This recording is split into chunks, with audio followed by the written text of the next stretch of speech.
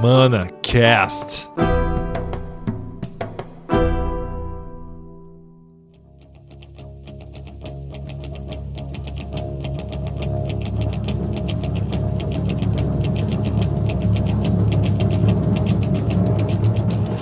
Começa mais um episódio do ManaCast Brasil, seu canal do Magic competitivo. Estamos aqui dessa vez com a nossa equipe completa. Tudo bom, chinês? Tudo bem, Barroso? E aí, Caio, tudo bem? Tudo bem, Barroso? E você, Guento, tudo certo? Beleza aí.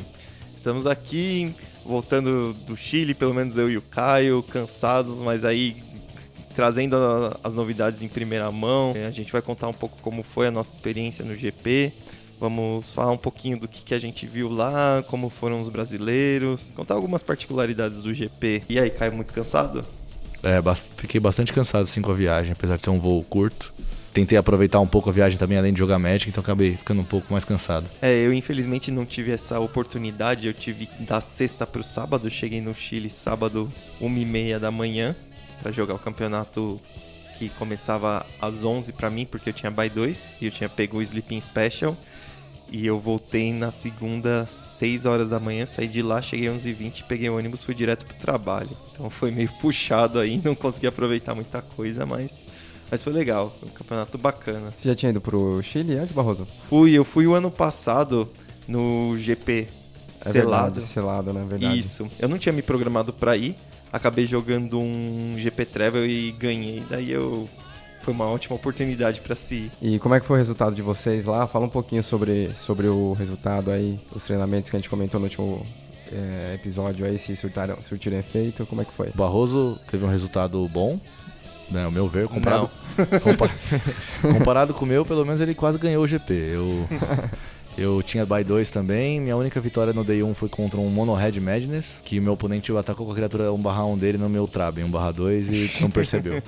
Então, Não conta como vitória. Não conta como vitória, então eu posso dizer que eu não tive vitórias nenhuma no GP, eu dropei depois de fazer 3-4, sendo que eu tinha bye 2 mesmo. Apesar de eu ter feito esse resultado, eu acho que o meu deck, eu escolhi um deck que eu repetiria o deck, a estratégia, faria algumas mudanças de carta só, mas a minha leitura de metagame eu continuaria com ela, só que eu teria que ter jogado bem, né? Eu não fiz no GP, joguei muito mal, então...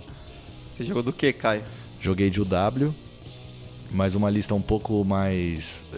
um pouco maior, né? Com ameaças um pouco maior.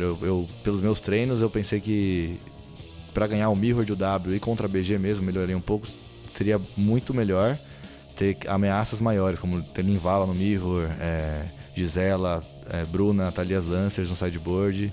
E realmente nos treinos, no Mirror, era dar uma vantagem muito grande contra a BG. Eles salvavam alguns jogos que pareciam assim, bem ruins. Parecia certo. O problema foi que eu splashei preto para usar o Scrap Hip Scourger, que seria aquela criatura 3/2 que volta do cemitério pro jogo. Essa é uma opção boa se você tá jogando com um deck agro, tempo mesmo. E o meu deck não era mais um mid-range. E alguns momentos do campeonato eu tinha ele na minha mão, num momento que eu tava pra trás, porque o meu deck era mais pra trás mesmo. E ficou assim bem estranho. Então essa eu só percebi, infelizmente, depois do campeonato, que isso foi um erro bem grande de ter jogado com ele. Eu acho que não vale a pena esse splash aí, né, pra jogar só com ele, porque ele é uma boa criatura, óbvio, mas ele não se encaixa muito bem com a ideia do deck em si, com a ideia que o deck tá virando agora. Eu vi algumas listas que jogavam com Gisela, por exemplo, no main deck. Eu joguei com duas. Com duas? Então, o deck, ele não é mais ele tá deixando de ser um W flash, e tá virando um W mid-range, mais ou menos. É isso mesmo, mas não é? Sim, eu peguei essa lista com meus amigos meus da Austrália, que foram jogar Pro Tour. Um deles fez top 4 no GP semana retrasada. Kuala Lumpur. Isso, com Scrap Hip Scourger, né?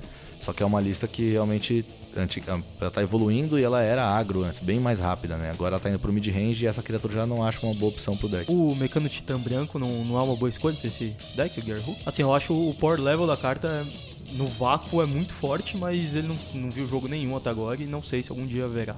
Deixa eu só fazer um asterisco, depois você repete essa pergunta pra mim, chinês. Ok. Pode falar. Eu gosto da carta também, acho ela boa. Pra mim, essa carta teria que ser jogada em um deck que você conseguiria acho que no mínimo uns 6 Planeswalkers na lista, pra você conseguir ficar com uma criatura, ele, que seria o artefato, e mais um Planeswalker. E como no W você usa Cóptero também, Eu acho que não seria bom você jogar com ele no sideboard, que às vezes você teria que escolher ficar com ele ou com um cóptero.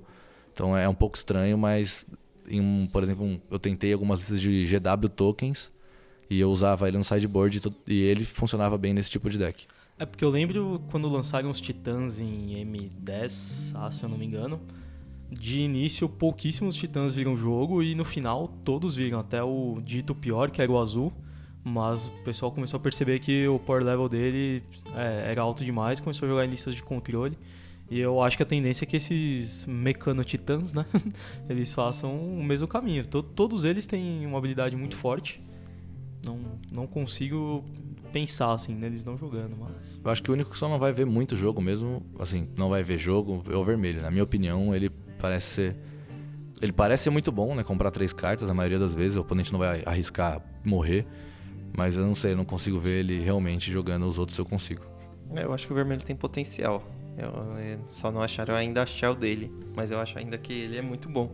É muito possível, assim. Concordo com o Barroso. A questão é essa, você não sabe onde colocar, mas você lê a carta e fala, isso é muito forte. Sim, então, concordo. O branco, acho que o grande problema do branco é que o oponente escolhe as criaturas e o artefato de encantamento que fica, né? Então ele sempre vai escolher o melhor.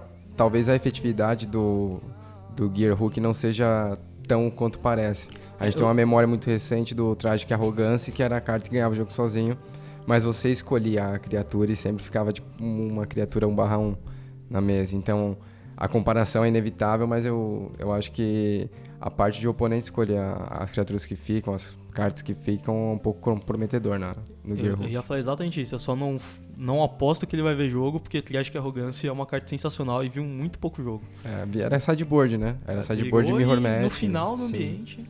Pelo pouco, eu não joguei muito, né, com o Gear Hook branco, mas das poucas, eu devo ter castado ele umas 6, 7 vezes no GW Tokens que eu criei, que eu tava treinando. E mesmo o oponente escolhendo no deck, por o deck controlar a board, né, com os Planeswalkers, a Nissa e o Gideon, você acabava tirando muito valor dele. Mesmo o oponente escolhendo, ele deixava alguma criatura na mesa, algumas criaturas só tem atropelar, depois você fazia o token da Nissa ou no Gideon, dependendo do qual dos dois você tinha na mesa, deixava uma 4/5, mais uma outra criatura na mesa, ele acabava fazendo o efeito dele, que era uma cólera, mais ou menos, só do lado do oponente. Diminuir a mesa. Então, a minha experiência com ele foi jogar selado, foi jogando selado draft. E ele é muito difícil de se jogar com ele no draft, no selado, enfim, no limitado, porque diferente de quando você joga com uma cólera, que você vai segurando, você faz menos bichos e guarda suas melhores criaturas pra acertar a hora certa de fazer a cólera, pra você ganhar na vantagem de criaturas depois. Ele, às vezes, você tem que fazer ele, ou você só tem ele na mão, você precisa fazer uma criatura, e você é obrigado a fazer ele, sacrificando, você meio que equilibra a board, mas ele não é uma bomba, não te dá uma abordagem diferente pra você jogar. Lida com a bomba do oponente, o Titã não. O Titã não. O Titã ele só vai diminuir, o cara vai sacrificar 2 criaturas 2/2 ali. Ainda limitado com veículos, né? O cara tem aquele trem 8/6 lá que... Sim. Ele é meio estranho, assim. Ele é bem difícil de você saber como jogar com ele no limitado. E você, Barroso, que participa, seu deck deve estar famoso aí pra todo mundo que acessou o site da Wizards essa semana, né? Teve deck tech, né? Saiu a fotinha dele lá. Cara, a história desse GP como um todo ficou bem curiosa pra mim. Eu tava jogando de Grixis Emerge, eu acho que Elder Deep Fiend é uma carta muito roubada, tipo, só poucas cartas no T2 são tão roubadas quanto ela, e eu acho que é um desperdício não jogar com uma carta dessa no ambiente. O problema é que o deck é bastante inconsistente, aí depois do meu 1003-2 em PPTQs com o Grixis, eu achei que não era uma boa escolha pro GP. Faltando uma semana pro GP, não tinha decidido o deck ainda, não estava a fim de enfrentar 1 milhão de mirrors de UW e de BG, que é o que a gente já esperava. E eu também não estava confiante em usar uma lista de RW ou Mardu Vehicles, porque eu precisaria de uma tech contra o mirror. E eu não tinha treinado o suficiente para identificar qual que era a tech a tempo. Aí conversando com o Caio, né, que é um grande entusiasta de decks Rogue, a gente acabou vendo... aquele deck de 4 cores que ficou em 10º no GP Providence e pensamos assim, Tamil tá muito bem no ambiente, muito bem mesmo, ela parece ganhar de tudo, tipo, ela é boa contra agro, ela é fantástica contra mid-range de criaturas e é também muito boa contra control. Só que esse deck aí é mana base, é de matar. Não dá pra jogar com 4 cores, é muito embaçado. Sim. Aí eu falei, não, vamos tentar montar um Bunch. O que a gente fez? A gente pegou o catadão das melhores cartas do Bunch, né? Então, as mesmas cartas que iam no Company, a gente pôs no deck. Advogado, Queller, Reflector Mage, Tracker. E colocamos tudo no mesmo deck. 4 Tamil e 4 Gearhook verde. Que era a carta que faria ganhar o jogo. Pra finalizar, né? Exatamente. A gente testou, saindo aqui da gravação do podcast da semana passada, o Caio tava de BG e ele foi surrado, simplesmente surrado pelo deck. Não dá pra ganhar de Tamil, é bem difícil. Tipo, eu fazia Tamil com 2 criaturas, eu ganhava do BG. Eu tava pra trás, fazia Tamil, tapava os blockers dele. Tipo, tava na frente porque ele não conseguia tirar Tamil da mesa. E ficava muito esquisito o jogo. Aí, com essa configuração, testei contra BG e o W. Contra BG o jogo era muito bom. Contra o W era um pouco mais difícil, mas tinha jogo. Aí eu fui testar contra agro, isso na quinta-feira, tipo, aos 45 do segundo tempo. Chamei o Ivan, um grande abraço aí pro nosso amigo Ivan, pra treinar. E fui fumado pelo veículos. Pelos carrinhos.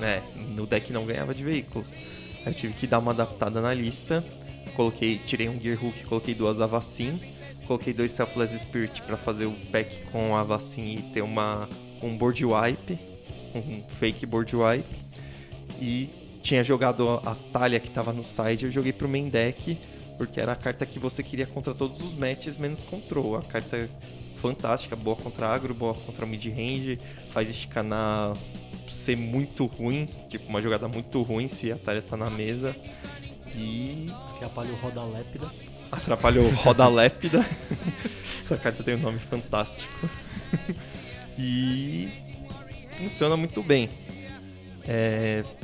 A leitura foi muito boa. Eu cheguei com o deck com uma configuração muito legal. Algumas coisas funcionaram muito bem, outras não funcionaram. Eu vou contar um pouquinho sobre o campeonato e depois eu chego às conclusões. Mas só de curiosidade, como eu disse, eu cheguei de madrugada no campeonato. Cheguei no quarto, o quarto do hotel era eu, o Vitor e o Zé. Eu e o Vitor chegamos no mesmo voo, o Zé tava dormindo, a gente acordou o Zé e o Zé falou que o e-mail do Sleeping Special que ele tinha mandado, que foi um e-mail que a própria organização tinha falado pra eu mandar decklist, tava errado. Que eles não estavam aceitando as decklists por aquela lista e que não aceitariam mais decklist depois das 9.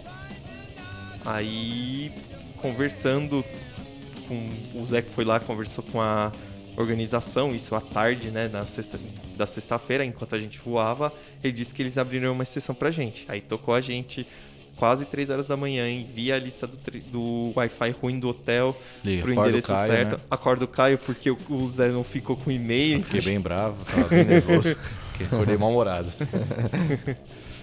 Aí mandamos um e-mail, acabamos perdendo o Sleeping porque a gente não confiou que eles iriam de fato considerar nossas listas. Fomos falar com o TO, ele disse que estava tudo bem.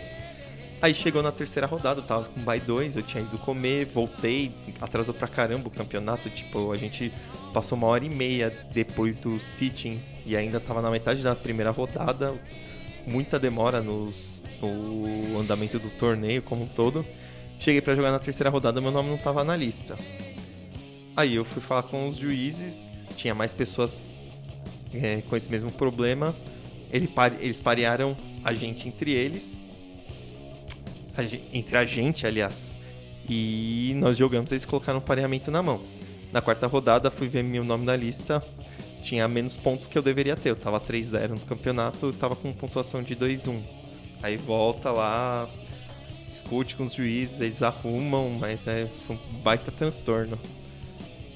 Isto posto, o deck rodou fantástico no dia 1, abri 5-0, perdi a primeira contra o W, foi um jogão, assim, foi muito legal. Meu oponente até comentou que tinha sido um dos melhores jogos que ele tinha jogado já na vida.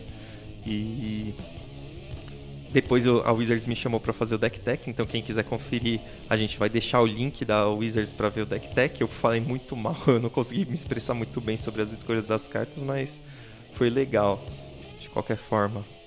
Acabei fechando 7-2 no dia 1. Eu perdi pra um BR Zombies, que era o único match que eu sabia que não tinha a menor chance. Deck de Amálgama, o Bunch não tem como ganhar. E no dia 2... aconteceu que eu não sei o que aconteceu. Eu não sei se Magic é isso, mas se Magic é isso, eu não sei o que aconteceu. Parafraseando aí o grande atleta do o São grande Paulo. atleta do Júnior do São Paulo. E o deck simplesmente se recusou a rodar e fiz um 5. Tipo, abri 0-3, ganhei a outra.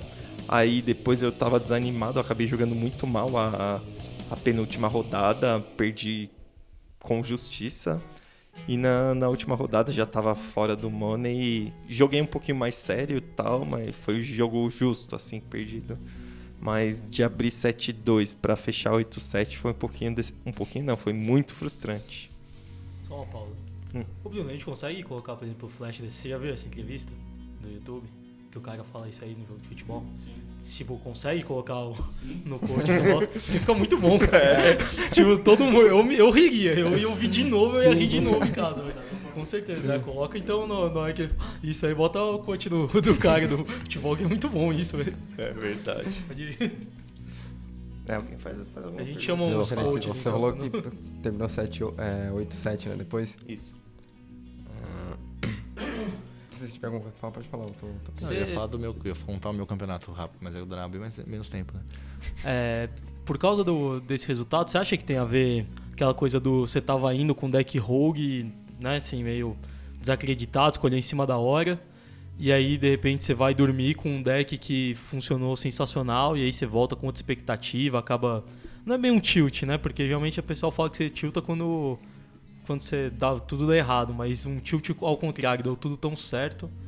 Porque aconteceu comigo coisa muito parecida, assim, no Nacional Modern que teve. Eu fui com um deck de Delver, uma lista Pro, o pessoal até brincava que eu tava jogando de Pauper, porque eu usava Vapor Snag, a carta de Kanza de Tarkir, que tem Delve e coloca a criatura no topo. Foi a mesma coisa, o primeiro dia meu deck tava uma máquina, acho que eu fiz 8-1. E depois eu voltei no outro dia e acho que eu fiz 0-4 no segundo dia. E era bem isso, assim, eu fui pra brincar com o meu deck e de repente no segundo dia eu fui pra ganhar o campeonato. E aparentemente eu sou melhor brincando do que tentando vencer o... Sério. Olha, pode dizer que sim. Digamos que eu fui com expectativas bem baixas. Eu cheguei lá falando que o objetivo era não ficar salgado. Tipo, estava indo com um deck rogue e sabia que podia dar tudo errado. E tudo deu muito certo no dia 1. Tipo, várias horas que eu dependia da sorte, a sorte esteve ao meu lado. Muitos oponentes não faziam ideia do que estava acontecendo. Eu fazia as jogadas, os oponentes estavam perdidos. No dia 2, eu não sei, o pessoal comentou sobre a possibilidade de terem lido a deck tech. Eu acho que não teve influência nenhuma. Foi puramente porque... ou eu comprei o lente que entra virado na hora errada, ou eu floodei, ou eu ziquei de mana. Foram jogos muito atípicos, assim. Tiveram poucos jogos que realmente perdi na justiça.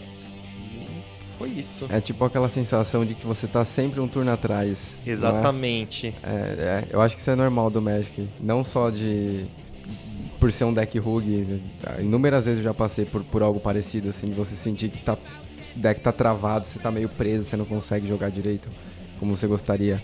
Parece que você sente aquela coisa do Yu-Gi-Oh! Quando você tá com o coração ali, tá tudo dando certo, e aí de repente parece que falta espírito, e aí o deck começa a falar, você não tá mais... Eu acho que eu acho que é a 100%. coisa mais desesperadora do Magic, cara, quando você entra nessa situação. Você começa a ver, tipo, tudo dando errado, e daí você pensa, vou comprar o Land que entra tap, quer ver? Daí você pega, compra o Land que entra tap, você, puta que pariu. Exatamente. É muito ruim, é muito ruim. Você não consegue nem fazer uma jogada de contorno, porque você já fica aquele, eu sabia, né? Você começa a ficar Você fica destabilizado emocionalmente, tipo, é muito ruim. Eu acho que tem muitos fatores que podem atrapalhar. Se abrir 5-0 no Day 1 e... Acho que o mais óbvio é que no Day 2 os jogadores são melhores já, né? Claro que, não tô dizendo que esse é o caso esse caso em si, mas acontece muito de abrir 5-0 no Day 1, você vai um 5 no Day 2, os jogadores são muito melhores no Day 2 do que no Day 1. Ah, sim, Às vezes com certeza. eu, pelo menos, sei que eu fico muito mais nervoso quando vou jogar jogos mais importantes, né? No Day 2 eu faço... Se eu jogar os jogos mais importantes, eu fico bem mais nervoso, isso afeta como eu jogo, às vezes eu perco minha concentração. Certo, tem muitos fatores que podem atrapalhar você ir mal no Day 2. Eu parei pra pensar, né? A gente faz a análise um pouquinho com a cabeça mais fresca depois. E, sei lá, a única conclusão que eu cheguei foi que foi variância, porque eu tava bastante confiante. A primeira rodada eu enfrentei um UW, sabia jogar, tava jogando bem a partida. O oponente me ligou a 5 na primeira, ele tava bufando já. Aí eu abri a mão fantástica, assim. 2 lands e o Dork novo lá, o Servant. E simplesmente nunca comprei o quarto land. Aí eu tomei o Reflector Mage no Servant. Ficou bem pra trás. Aí não consegui jogar. E ele acabou ganhando um jogo muito fácil, ligado a 5. Ele até comentou, pô, jamais achei que fosse ganhar esse jogo. E, sei lá. São coisas do Magic. O triste é isso, é você para pra pensar se você poderia ter feito alguma coisa diferente e você não encontrar nada que você poderia ter feito diferente. Tipo, isso é muito frustrante, assim. Você perceber que você fez tudo que você poderia, tecnicamente, né, no jogo, e que não foi suficiente simplesmente porque você tava com azar, digamos assim, a sua variância estava, tipo, pra baixo. Então, isso é bem ruim. Dado curioso é que o Chile é o maior produtor de sal da América Latina. Talvez. Bom saber. Né? Eu posso dizer que eu acho que fazia tempo que eu não ficava tão frustrado, né, com o resultado. Eu fiz 1-3. Meu GP foi... a história é bem mais curta, né? Vou contar rapidinho aqui. A primeira rodada eu joguei um Mirror de UW, do qual eu tinha treinado bastante. Meu deck tava bom contra. E eu joguei muito mal o G1. Então eu me coloquei em uma situação horrível no jogo, que foi culpa minha, que eu tinha que flipar o Ermendal para tentar ganhar o jogo. Meu oponente não tinha carta na mão, mas se ele comprasse o W, ele responde bem o Ermendal, né? Tem Deflector Mage, Declaration, Stasis Snare. Tive que fazer, eu ataquei ele, seria mais letal no próximo turno, ele estourou uma pista e achou o Reflector Mage e ganhou. O G1, o G2, eu simplesmente perdi no jogo. Não sei se eu fiz alguma jogada errada, provavelmente fiz, né? Se eu jogasse perfeito, acho que eu era pro, né? Mas ninguém joga perfeito, né? Então, eu perdi de um UW, do qual o meu deck era bom contra, que eu tinha treinado, culpa minha. Ganhei do Mono Red Madness, realmente não dava pra perder. Se eu perdesse essa, eu tinha dropado 2-2 do GP, não tinha problema. Peguei um BG, que o match realmente é um pouco estranho, perdi um jogo normal de Magic. E depois perdi um jogo igual o Barros falou, que deu tudo errado. Eu joguei de BW Control, eu só fiz terreno BW no deck e Gideon e Avacin, meu oponente sideou. Depois do G2 ele recolheu, quando eu fiz a terceira criatura, porque falou, pô, você não tava de BW Control? E eu perdi o G3, que eu me liguei a 5 e não comprei mais terrenos. Então aí eu dropei do campeonato, bem frustrado mesmo, bem irritado, por ter jogado mal principalmente. E passei um tempo lá me lamentando, né? Depois fui aproveitar a cidade. Então, minha viagem foi mais ou menos essa. Só pra fechar aqui sobre a minha experiência, né, do GP, eu acho que todo mundo devia, pelo menos uma vez na vida... Eu sempre comento que todo mundo tem que participar de um GP, mas quem joga um pouquinho mais, leva um pouquinho mais a sério, todo mundo tem que viajar uma vez para um país da América Latina, viajar um GP com a galera, é muito divertido. Mesmo que tudo dê errado, como a gente, viajar com a galera é sempre bom, só risada, tem muita história boa para depois relembrar e contar pro pessoal que ficou. A minha primeira experiência com Magic fora do país foi em Santiago, no GP de 2011. E realmente foi uma das coisas que me aproximou mais do jogo. Antes eu era um jogador um jogador e um juiz muito mais casual. E aí todo mundo falava de apitar fora do país. Eu falava, cara, isso é muito, não sei. E aí eu fui uma vez e a mesma coisa. Desde então eu procuro oportunidades de sair da zona de conforto para ir se divertir com o Magic em outro lugar, porque é realmente sensacional. Um conselho, se você for jogar um GP com seus amigos, joguem um draft só com seus amigos e montem um Bunch Blink. Ganhei do Barroso. A experiência de jogar um GP fora do país é bem legal. Tipo, você se sente como saindo tô jogando só meu hobby aqui tô fazendo uma coisa séria, tipo, indo jogar um GP fora, vale dinheiro, tipo, tem jogadores prós e tal. E a experiência é bem legal, né, de você tá com a galera lá, todo mundo torcendo um pelo outro, se você ganhar comemorando porque fez Day 2 e tal, a experiência é bem legal. Eu já cansei de falar isso pro pessoal, que acho que a grande sacada do jogo hoje, assim, é o The Gathering, né? O fora da mesa, o que você faz fora da mesa, tipo, é o que te dá mais prazer, assim, em jogar Magic, porque às vezes você fica frustrado no jogo porque você tem azar, você jogou mal e tal, e o The Gathering, pelo menos, nunca vai te frustrar, então... O Play the Game, See the World. Exatamente. Do Organized Play do Magic. E é legal também, perto geralmente, como todo mundo já sabe qual que é a venue, né, o lugar onde vai ter o torneio, aí todo mundo acaba pegando hotel perto, e os GPs da América Latina costumam ter... que parece aquelas invasão que mostram quando tem a final do Mundial de Futebol, né? Sim. Todas as ruas do Chile à noite, cheia de brasileiro, nos bares, sim. nas baladas. Ali. Uma coisa muito divertida. Aliás, teve bastante brasileiro nesse GP. O pessoal brasileiro foi muito bem. Bastante gente passou pro dia 2. Sim, foram bem colocados. Da galera que veio com a gente, tipo, ficou eu, o Zé, o Vitor, o Caio, o Modi, o Renan, o Mussa e o Tateishi, que veio com 2 amigos dele, o Batman e o Breno. Achei que era o Robin. Ai, meu Deus do céu. Não consegui dar risada. Foi muito ruim essa, desculpa. Desse pessoal, infelizmente só 4 fizeram dia 2. Foi eu, o Zezinho, o Modi e o Breno. E o Modi foi o que foi melhor da gente. Mas do resto dos brasileiros, bastante brasileiro no dia 2, inclusive refletindo isso no top 8. O top 4 do GP tinham 3 brasileiros, né? 3 brasileiros. Infelizmente. O chileno O chileno ganhou, os caras comemoraram bastante, aliás, jogou né? em casa, né? Tinha... Deve ter rolado aquele tititi, lelele. sim, né? com certeza. Aconteceu. Eu já ouvi isso lá, E também sempre teve um histórico que o brasileiro costuma se dar bem lá no Chile. Eles devem ter ficado, ufa, não somos quebramos o tabu. Sai zica, né? Barro, você pediu pra eu perguntar pra você do Mecano Titã Branco. Ah, verdade. Então, nos testes contra o deck agressivo, que eu fui surrado pelo Ivan, a gente tava pensando em cartas que poderiam ser boas contra os decks agros, e a gente cogitou o Gearhook branco. Mas a gente achou que seria muito ruim. O oponente ainda manteria um Cóptero ou um Roda-Lépida e mais uma criatura, enquanto você manteria um Titã, que ele não tem um corpo tão grande assim. E outras coisas, talvez matar 1000, mas a gente achou que a Vacin e Selfless Spirit fosse um pack melhor contra agressivo, e acho que isso foi uma escolha boa. E agora vamos a... O Diário de Vencer, com as notícias da semana.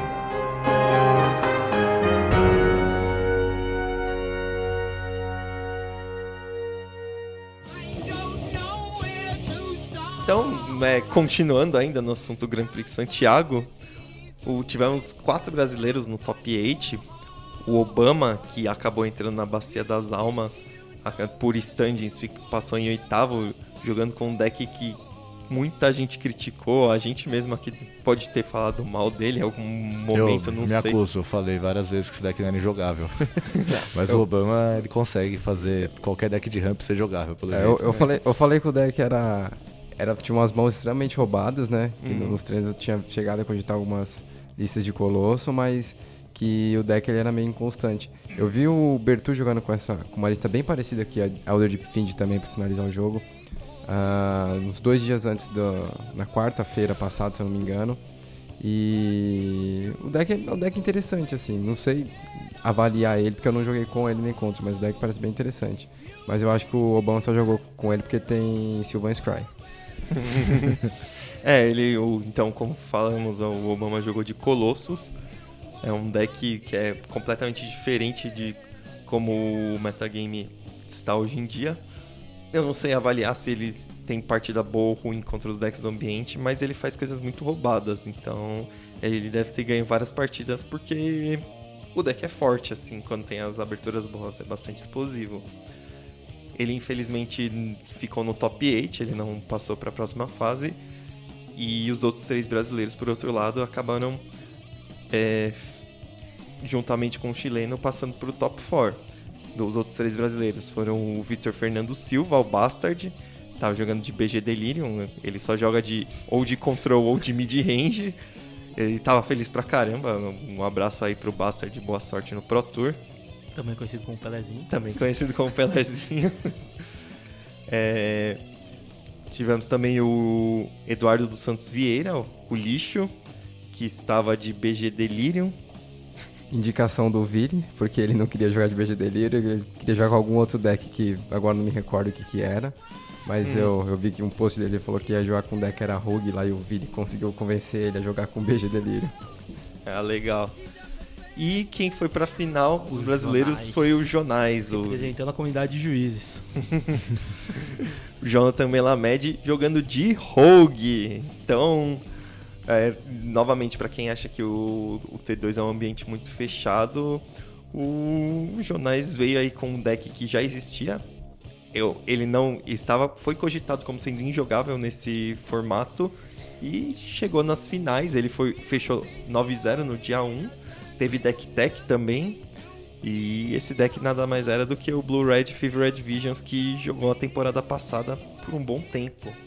Então o Fevered Visions, né, parece excepcional contra o BG e muito boa ainda contra o UW, porque o UW, apesar de ser um deck agressivo, ele não é extremamente rápido para finalizar os jogos antes que o Fevered Visions consiga te dar bastante alcance. Essa lista de Fevered Visions é bem parecida com a do Horix, né, que fez 9-1 no Pro Tour em Sydney, né? O Jonais até comentou na Deck Tech que ele partiu da lista do Horix para fazer essa lista que ele jogou o GP Santiago. E ele fez as atualizações e Chandra parece que foi tipo a carta que era incrivelmente boa no deck. Ele jogava com 2 porque o deck tem uma card selection bastante forte, mas parece que foi a carta que era o MVP dele, que ganhava muitos jogos, principalmente contra BG, que é ridiculamente forte, Chandra, e contra os decks de control. Ouçam alguns capítulos atrás, Chandra é muito bom. Não, mas ninguém nunca falou que não, eu tô brincando com A impressão, você. quando a Chandra saiu, a impressão que eu tive é que ela seria boa num deck mid-range, né? Num control, algo do tipo lidar com a board, comprar cartas. Mas agora, depois de ter visto jogar um pouco algumas vezes com ela, ver pessoas jogando, ela parece ser muito mais forte quando você joga com um deck muito proativo. Quando você coloca pressão no oponente, faz uma Chandra, é muito difícil lidar com ela. A impressão que dá, eu estando do outro lado, é que realmente não tem assim uma saída pra Chandra com o resto da pressão na board. É bem difícil. Até pelo impulso ideal dela, né? Que você consegue chegar a um valor maior se a partir do momento que o seu plano é mais proativo. A maioria das vezes o oponente nem compra a carta, ele só dá os 2 de dano e vai subindo, 2 de dano subindo, e o resto da pressão que ele já colocou na board, você quer que ele compre a carta até, é melhor, que ele faz a criatura. Ela te coloca um clock ali que você já começa a contar, tipo, pô, tenho 5 turnos aqui só pra me livrar delas, não precisa me causar mais nada de dano, você vai morrer pra ela. Um Sulfuric Vortex É unilateral. um Vortex, é praticamente um Vortex só pro seu oponente. É o 6º Vortex do deck, então, junto com o Fevered Visions, né? É mais ou menos isso, Por isso que o deck parece ser tão forte. Dá 4 por turno e ficando com a mão aberta pra fazer o counter ou removal, parece interessante. Infelizmente o Jonais não ganhou as finais, ele acabou ficando em segundo, mas de qualquer forma não deixa de ser um resultado fantástico. Então, parabéns a todos os brasileiros, não só os que fizeram top 8, mas também os que fizeram top 64. Tem muita gente, não dá nem pra falar os nomes. Eu queria mandar um abraço pro pessoal que fez top 8 e mandar um abraço também pro Melâncio, que jogou a última ali meio que no desespero de talvez tentar fazer top 8. Mas provavelmente se ele tivesse ganho, ele teria ficado em nono também. Ele falou pra mim que ele jogou a Win em nono. Win em nono, é isso aí. E o Melâncio conversou comigo e falou que o ManaCast é muito legal, apesar do Gwento. Obrigado, valeu. Valeu, Melâncio, tô retirando esse abraço pra você aqui. Não, pô, queria muito que o Melâncio tivesse ganho aí, faz tempo que ele tá no grind, nos PPTQs e tal. Ele acho que deve ser um dos melhores jogadores, assim, que ainda não conseguiram uma vaga pra ir jogar um Pro Tour. Então aí, quem sabe na próxima aí, continua tentando, menos que, tá perto. É isso aí. E aqui no Brasil nós tivemos alguns PPTQs, o que a gente tem informação foi o PPTQ da CHQ.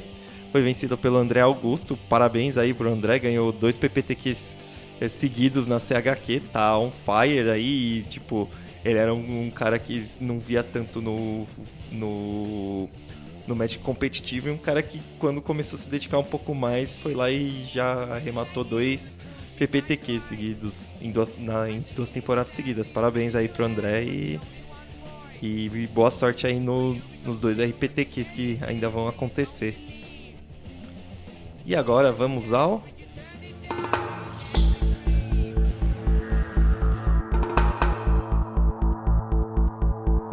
O Grimório Silvestre.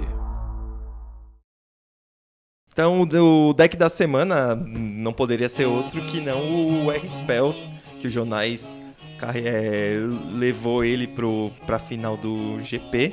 É um deck que ataca completamente o metagame de forma inesperada. E agora resta saber se ele vai persistir no formato ou se ele foi um deck de um campeonato só. Esse deck tem uma partida boa contra veículos, que é um deck agressivo e realmente agressivo, né? Não. Sim, qual é a saída dele contra... Cara, o deck joga com muitos burns no main deck. Se você encaixar uma Ferveret Visions rápido, você vai começar a ter uma Drawing Guine muito forte e vai comprando muito burn. E o RW provavelmente não vai ter muito o que fazer. Ou ele vai ter que conseguir ganhar o jogo com as cartas, com o Copter e tal, que ele tem na mesa, porque ele não... O RW mesmo não tem burns, então ele não consegue combater, tipo, as draws que você vai estar tendo com a Ferveret Visions. Você é agressivo, então. Não, você é reativo, só que... Você mata as criaturas e deixa ele morrer. Sim, você vai fazer... Se você fizer um alquimista, seu oponente não vai tirar o alquimista, porque ele tem poucas... Tem Declaration Stone, 1 ou 2 no main deck pra tirar. Então, se ele não tirar o alquimista, você vai ficar matando os bichos do cara e dando, sei lá, uns 10, 8 turnos, você vai ter matado o oponente só com o alquimista. Acho que a melhor opção, a melhor forma de ganhar é não comprar o Severed Visions do deck, comprar só a parte dos burns e jogar de control mesmo. E com o sideboard, os 4 Weaver, acho que são 4 Weaver of Light no sideboard. Se eu me lembro bem, sim. Essa carta é fantástica contra o RW, ela faz muita diferença. Sim, contra todos os agros ela é muito boa. Sim. Todos os agros o Weaver faz bastante diferença. Tanto que os agros, eu jogando de BR, eu jogo com o Weaver também no side, que ela tipo, é fantástica. Tipo um Statcaster melhorado, né? Acaba sendo. É, mais ou menos Deveria isso. ser piorado, mas acaba funcionando melhor, isso, né? E vocês acham que o deck é um deck de um campeonato só ou um deck que vai se firmar no ambiente? É difícil falar, assim, mas eu acho que o deck pode ser um dos decks que continuar jogando. A build dele parece bem boa, assim, eu não joguei nem com o deck nem contra pra falar, não tenho muita propriedade, assim. Mas eu acho que o deck pode continuar jogando sim, não vejo assim por que não ele não jogar. Eu acho que era só um deck que tava meio esquecido, adormecido, mas eu acho que o deck pode continuar jogando sim. Eu acho que é um deck sólido, mais fácil de combater, então eu acho que ele vai ficar no Tier 2, mas aquele Tier 2 consistente que assombra, né, o ambiente. Você pensa, pô, o cara pode estar jogando disso e... Eu acho que enquanto o Beige Delirium for um deck bom e existirem outros mid-range, esse deck vai existir sim.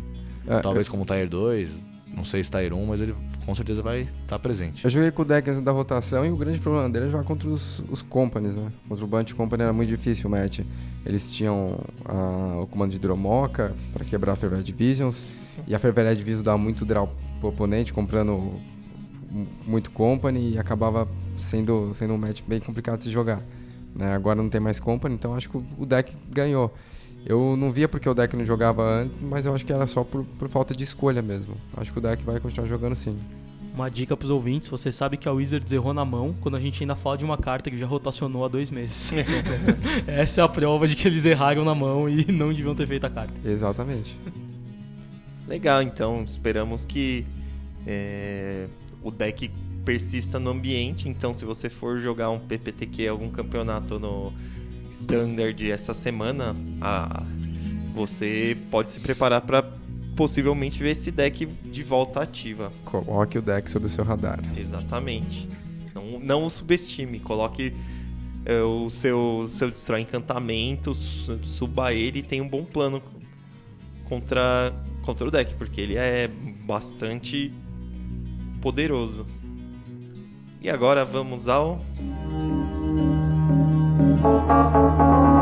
A Chancelaria Azorius.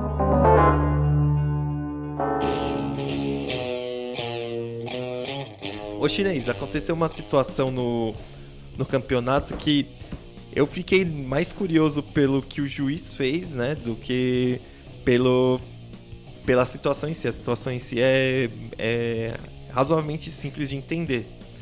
Eu tava com uma Talha Heretic Cathar em jogo, então todas as criaturas e os terrenos não básicos que meu oponente fizer em jogo entrem em jogo viradas.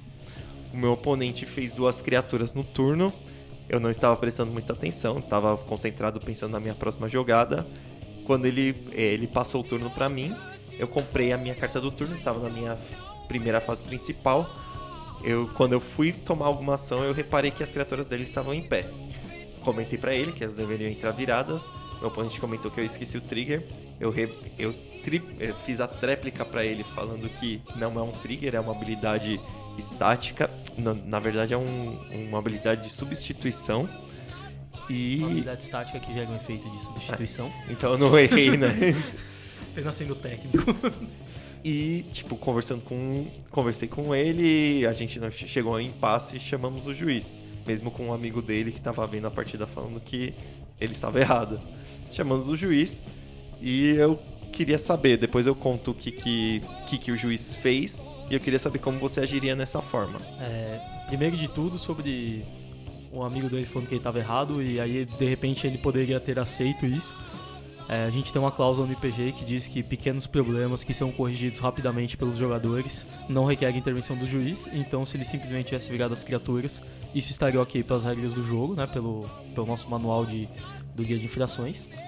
Posto que não foi resolvido chamando um juiz, a posição correta do juiz é chegar e identificar tudo isso que você me falou, assumindo essa história. O juiz tem 2 opções. A gente sabe que isso foi um game rule violation, né, uma violação das regras do jogo, e que o seu oponente tem um failure to manter game state, ele falhou em manter o estado do jogo, ou seja, o erro da regra é seu porque você controla a talha, mas o seu oponente também tem responsabilidade sobre isso. E a partir daí a gente tem 2 linhas de ação. A primeira é deixar o jogo como está, atribuir um warning para cada um por GRV e o outro por FTMGS. E a outra opção é manter esse warning, mas tentar consertar o estado do jogo. O juiz tem que identificar o que seria mais danoso e consertar o estado do jogo é o que a gente chama de rollback, né? A gente retorna o estado do jogo até o último momento em que ele estava legal e aí faz as coisas acontecerem de verdade. Então, no caso que você me reportou, no momento que vocês chamaram o juiz, o rollback correto seria tirar uma carta aleatória da sua mão e colocar no topo do deck, virar novamente seus terrenos, voltar para a fase principal do seu oponente, voltar a segunda criatura que ele conjurou para a mão, desvirar os terrenos dessa criatura, voltar a primeira criatura que ele conjurou para a pilha. Nesse momento ele conjurou a primeira criatura, você deixou ela resolver, ela entra em jogo e está virada. A partir daí o seu oponente pode continuar o turno dele como ele achar melhor. O esperado é que ele conjure outra criatura, mas ele pode decidir não, ele pode decidir simplesmente passar o turno sem fazer, ou então fazer outra carta da mão dele. E assim, isso não é mais problema em termos de regra. A gente retorna o jogo até o último estado. Muita gente diz que isso é injusto, né? Porque você pode mudar suas jogadas, mudar de ideia, porque imagina que a jogada errada fosse uma Piffin Needle, e fazer esse rollback já te deu a informação de uma carta com uma habilidade ativada que ele pode jogar diferente. E aí entra aquela coisa da descrição do juiz de decidir o que é mais danoso para o jogo. Deixar o estado do jogo como está ou fazer o rollback até a última ação ilegal. Na minha opinião, as criaturas entrarem viradas mudam a sua decisão de ataque no turno seguinte. Não teve nenhuma ação relevante desde das últimas criaturas, não tiveram ataques, bloqueios, revelar informação, jogando outras cartas. Então eu provavelmente faria o rollback e daria o warning para os 2 jogadores. Bem, o que aconteceu foi quase isso que você falou. Teve o rollback, mas até o momento da segunda criatura que ele tinha feito. Então ele simplesmente virou a primeira criatura conjurada e ele fez o rollback até ao momento da segunda criatura conjurada. O meu oponente estava full tap, ele não tinha mais mana o que fazer para fazer outras coisas. Então acabou não mudando nada. Ele tirou uma carta que já estava na minha mão, eu comprei uma mesma carta que eu já tinha tido acesso em um outro momento do jogo e o jogo partiu daí. Não foi uma jogada decisiva, eu já estava bem na frente nessa partida, mas foi uma jogada interessante que aconteceu e a gente não levou punição. Pra constar, o juiz, na minha concepção, ele cometeu 2 erros.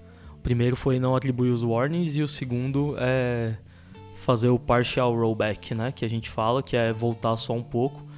É até legal falar disso, porque a maioria dos jogadores não vai gostar disso que eu tô falando, porque a decisão do juiz aparenta ser a menos danosa pro jogo, né? Não tem por que você dar a escolha dele mudar a jogada, sendo que isso claramente era o que ele ia fazer. Mas a gente tem um comprometimento com a consistência na aplicação de regras, e as regras elas são muito claras quanto a fazer rollbacks.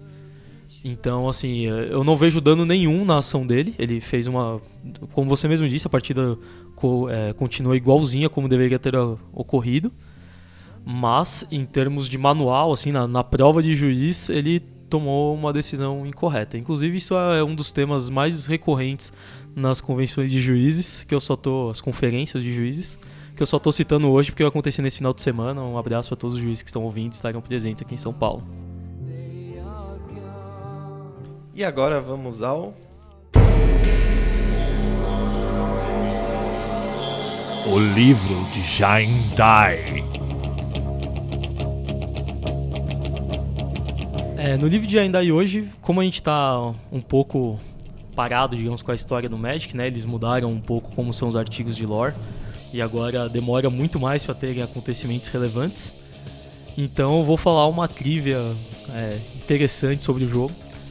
Para os que não conhecem, né, o pessoal conhece o Magic mais recentemente, ou até quem conhece há bastante tempo, mas não tanto assim. Estamos no Halloween e existe uma carta que chama All Hallows Eve. É uma carta de Legends, um feitiço. O desenho é inclusive uma Carved Pumpkin, né, uma daquelas abóboras com um sorriso. E é uma das cartas de top-down design, né, que tinham antigamente. O top-down design é quando você escolhe um evento, um acontecimento, um personagem e tenta, com base nessas características, criar uma carta. Quando o bottom-up design é o contrário, é quando você escolhe as mecânicas do jogo, né, que vão acontecer e depois você tenta encaixar esse efeito em alguma coisa que faça sentido no flavor do jogo. Antigamente nós tínhamos muito mais designs top-down, e principalmente a gente tinha uma influência muito grande de acontecimentos reais. Então, reais assim, do mundo real e não do mundo do Magic. Então recomendo para todo mundo que dê uma olhada nas cartas mais antigas. A parte de Legends em especial tem muitas coisas legais. Tem algumas cartas de Inquisição e outras coisas do tipo. Invoke Prejudice é um outro clássico. E All Hallows Eve é basicamente uma Living Death. É uma carta que puxa as criaturas do cemitério e voltam elas pro jogo, fazendo uma alusão ao Halloween, que no folclore norte-americano é o dia em que os mortos voltam e andam sobre a terra. E é isso aí, pessoal. Chegamos aqui à conclusão do nosso episódio. Espero que tenham gostado. Comentem, interajam, façam perguntas. Se alguém tiver alguma coisa a acrescentar, alguma coisa que a gente não falou, entre em contato conosco, seja via Facebook, seja nos comentários do YouTube. E um grande abraço. Até o próximo episódio. Falou. Falou, pessoal. Falou, pessoal.